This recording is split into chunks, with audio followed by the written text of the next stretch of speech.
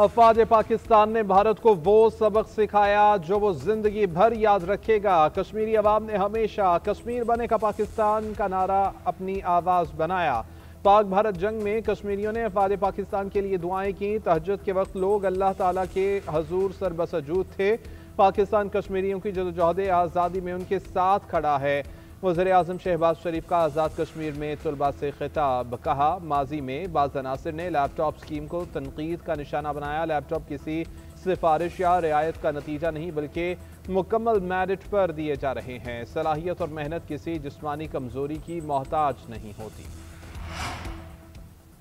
वज़ीर आज़म शहबाज शरीफ की ज़ेर सदारत वफाकी काबीना का इजलास। PIA निजकारी की मंजूरी दी जाएगी। स्पेक्ट्रम नीलामी की सिफारिशात की मंजूरी का भी इम्कान।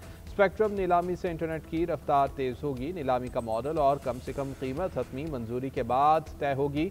इजलास में मुल्की मजमूई सियासी और मुआशी सूरत हाल पर भी गौर।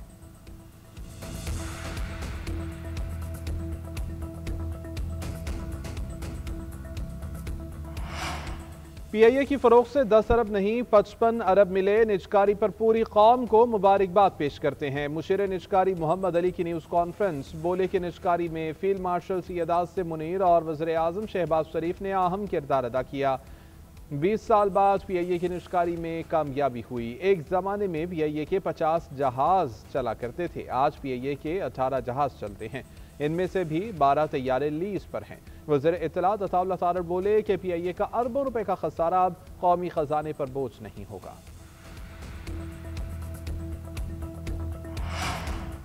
PTI के लीडर के सियासी DNA में मुज़ाकरात की गुंजाइश नहीं। बानी PTI ने सारी जिंदगी अव्वल व आखिर अपने जाती मफाद पर फोकस किया है। वज़ीर दिफा ख्वाजा आसिफ कहते हैं, वज़ीर आज़म तवातुर के साथ PTI को मुज़ाकरात की दावत दे रहे हैं। अल्लाह करे कि मुस्बत और नतीजा खेज मुज़ाकरात हो सकें।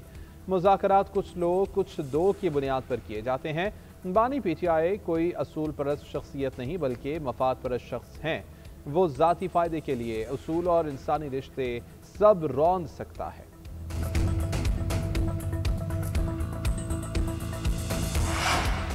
साबिक़ PTI रहनुमाओं का वज़ीर आज़म की मुज़ाकरात की पेशकश का खैर मकदम। वज़ीर आज़म से कोट लखपत जेल में कैद सीनियर रहनुमाओं को पैरोल पर रहा करने की दरख्वास्त।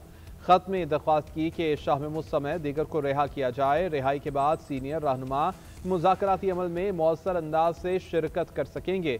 मुज़ाकरात की कामयाबी का इन्हिसार अमली एतमाद साजी के इक़दामात पर है। रहनुमाओं की रिहाई मुस्बत और एतमाद पर मबनी माहौल पैदा करेगी।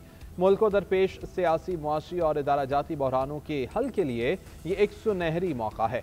मुख्तलिफ सियासी फ़रीक़ैन के दरमियान बाहमी एतमाद की बहाली में मदद मिलेगी। सियासी जमातें मफादात से बालातर होकर मिसाक़ जमहूरियत और मिसाक़ मईशत के लिए किरदार अदा करें। ख़त पर महमूद मौलवी, फवाद चौधरी और इमरान इस्माइल ने दस्तखत किए।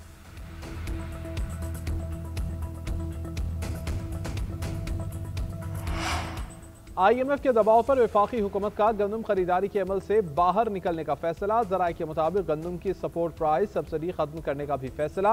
गंदम की कीमतों का तयन आलमी मार्केट के मुताबिक होगा। वफाक और सूबे सिर्फ एमरजेंसी बुनियादों पर गंदम जखीरा रखेंगे। साल भर के लिए मजमूई तौर पर 62 लाख मीट्रिक टन गंदम जखीरा की जाएगी। वफाक 15 लाख, पंजाब 25 लाख, सिंध 10 लाख मीट्रिक टन गंदम जखीरा रखेगी। स्ट्रेटेजिक ज़खायर की खरीदारी अब निजी कंपनी के ज़िम्मे होगी।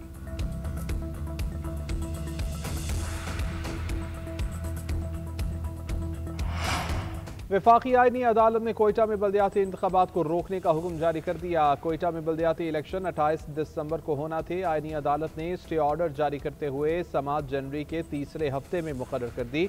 दरख्वास्त गुजार ने मौक़िफ़ इख्तियार किया कि कोयटा में हदबंदियाँ 2017 की मरदमशुमारी की बुनियाद पर की गई हैं। बल्दियाती इंतखाबात के शेड्यूल पर सूबाई हुकूमत से मुशावरत नहीं की गई।